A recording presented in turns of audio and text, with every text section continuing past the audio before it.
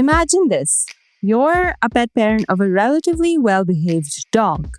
It's been a few months since you took a real vacation from work, so you decide to get away for a week.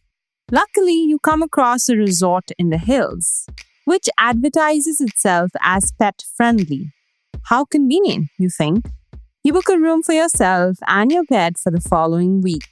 On the day of your departure, you get everything ready and drive to your destination, along with your pooch, of course. You finally arrive, exhausted. The folks at the reception are welcoming. They show you both to your room, you shower, get ready, and decide to head to the hotel's restaurant. Sorry, no pets allowed, says a sign at the eatery. Okay, no problem. You call room service instead. After you're done with the meal, you head to the spa. Turns out that the spa also forbids pets. So much for being pet friendly.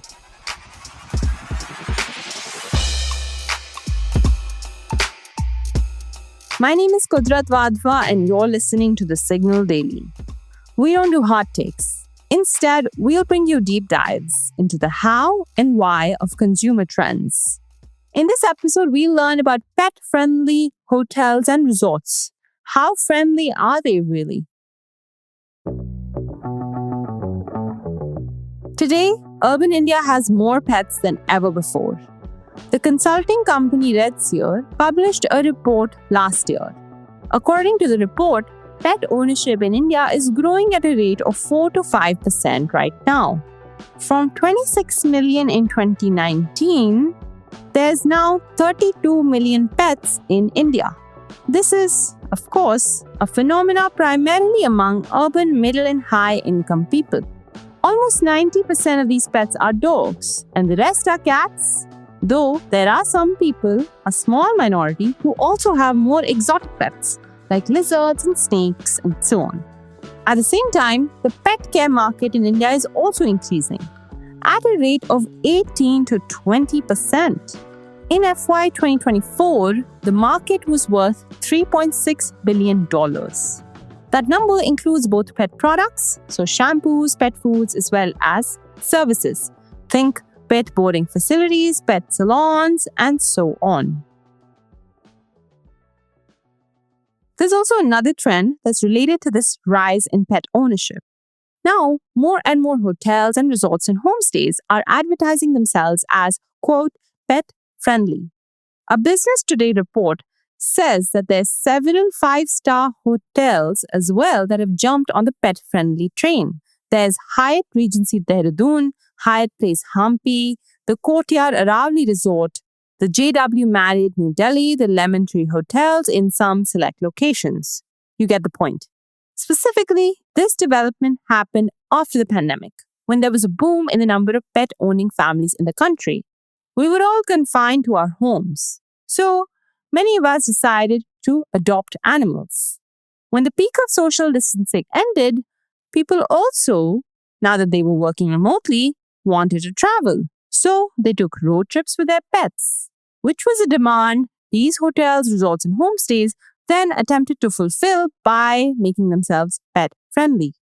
Around the time, the ITC hotel chain also launched a petcation initiative at their properties in Pahalgam, Mussoorie, Amritsar, and Jodhpur. These hotels now have targeted amenities like outdoor play areas, dog running areas, as well as vets on call. Basically, it's a better time to be a pet parent in India now than ever before. Still, there's factors for pet parents to consider. The pet-friendly part can be quite expensive. For example, the ITC in Gurugram advertises itself as pet-friendly, but you'd have to pay an extra 5,000 rupees to bring your pet. An extra 5,000 rupees is not nothing, but of course, if you're already traveling to the ITC and paying 20k for a night, then that might not be such a deterrent for you. But even smaller hotels and resorts and B&Bs that are pet-friendly sometimes tend to be a little bit more expensive, or they ask you to book suites rather than regular rooms. And then there's another factor to consider too, which is that there's no fixed criteria for what counts as pet-friendly. A hotel or resort can call themselves pet-friendly without actually being so. Even when you're planning pet-friendly resorts or hotels, there's a lot of restriction in terms of the usage of the pet areas. So typically, even if a hotel is pet-friendly, you cannot go to the restaurant with a pet. And then that itself becomes a problem because if you have slightly more separation anxiety, pets like I have, then they won't sit alone and let you be at peace. So even if the location is pet friendly, the access areas are not pet friendly. That was Mr. Rohan Kanchan, who's a parent to a dog and a cat and works in PR. Rohan told the Signal Daily that he's had several such experiences, where he's been to hotels and resorts that call themselves pet friendly, but in practice, they were not exactly so friendly. Now, he says, he's learned to prep for his travel well in advance. So now we ask very specific questions. Are we allowed to enter inside the restaurant? Can we bring our pet along? Because certain dogs, again, it depends. Okay, certain dogs are can be kept within the rooms.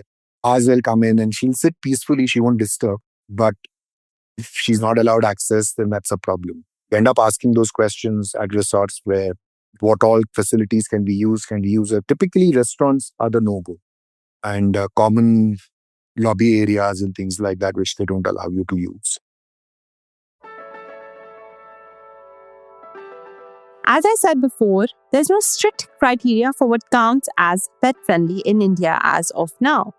That's why some resorts call themselves so, but then they ask you to restrict the movement of your pets to your room. This is a problem that many pet parents experience.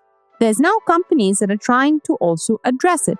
Shikha Khandelwal is a founder of Pawcation, a website that collates resorts and holiday homes which are pet friendly according to specific criteria that she has. I started a platform called Pawcation India on Instagram in August 21. This arose out of my own need to find good pet-friendly places for my vacations with my pet.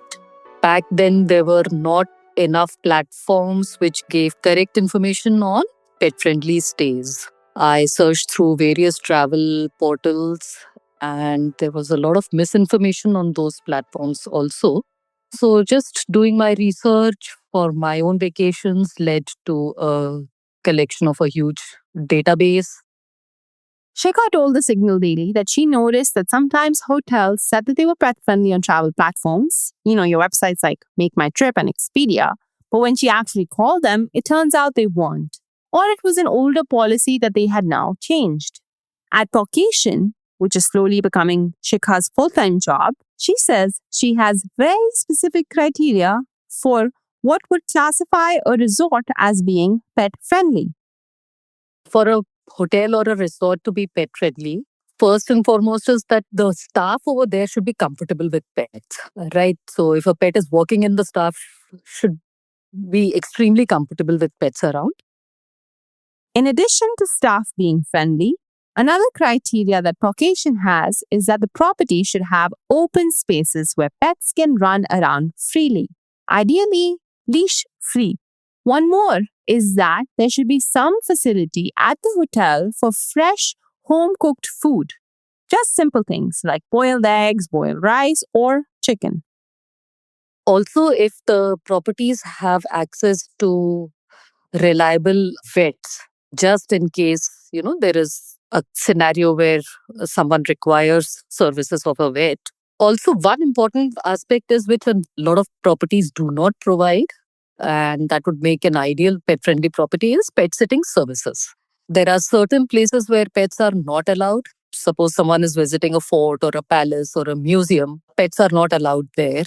So if property provides kennel facility where we can leave our pets for a few hours, go visit those places and come back, that would be a bonus.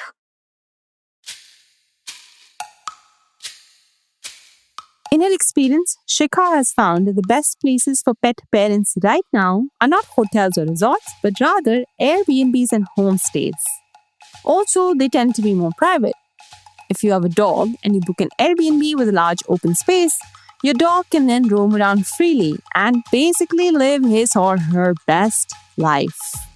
One more thing to keep in mind is that most of this advice is primarily for pet parents with dogs. Now, 90% of Indians have dogs, and while some of this advice still applies to cats, cats generally exhibit different behavior from dogs. Here's Rohan talking about what he keeps in mind when he travels with his dog versus with his cat. When you travel with a dog, there's not too many precautions to be taken, and most house owners are also comfortable. But when it comes to the cat, we have certain things to factor in. So typically, if it's an Airbnb kind of location or platform, it may sound a little creepy, but we actually tell them, look, all these photos are fine, but can you send us specific photos of the interior of the room, including the roof? With a cat, you have to ensure that there are no exit points. They're very smart. They're really curious, and they're always looking for exit points. So when we travel, we cannot have those high roof Mangalore tile kind of houses, because then if they move out, and we've had a couple of scares like that with our cat. He's been in the house, but we've thought he's exited, and it's been a nightmare trying to figure that.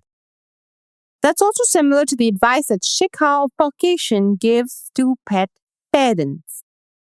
So that is why I urge pet parents to understand the pet policy of a place before making a booking. Not just by saying, oh, this property is pet friendly, let me book this property, and just land up there and get to know that, oh, they do not allow pet of this certain size, or they have extra pet charges, or other hidden do's and don'ts, or whatever that does not work with our idea of a holiday. So it's best to understand the pet policy, speak with the hotel, figure out what it is, and then go ahead with the booking. At the moment, there is a rise in sink wards and dink wards both in India and globally.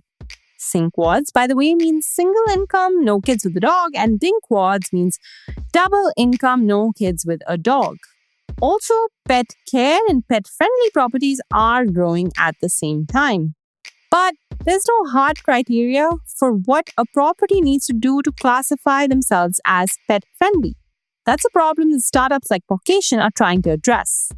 As a pet parent, your best bet right now is to call the property you're going to go to and ask specific questions about what's allowed and prepare properly. Shikha and Rohan also said that pet parents should be responsible. Make sure to carry extra sheets and clean up after your pet. Keep them on a leash when that's necessary. As a pet parent, a little extra planning goes a long way. Ask the right questions, prepare well, and your next vacation can be truly pet-friendly.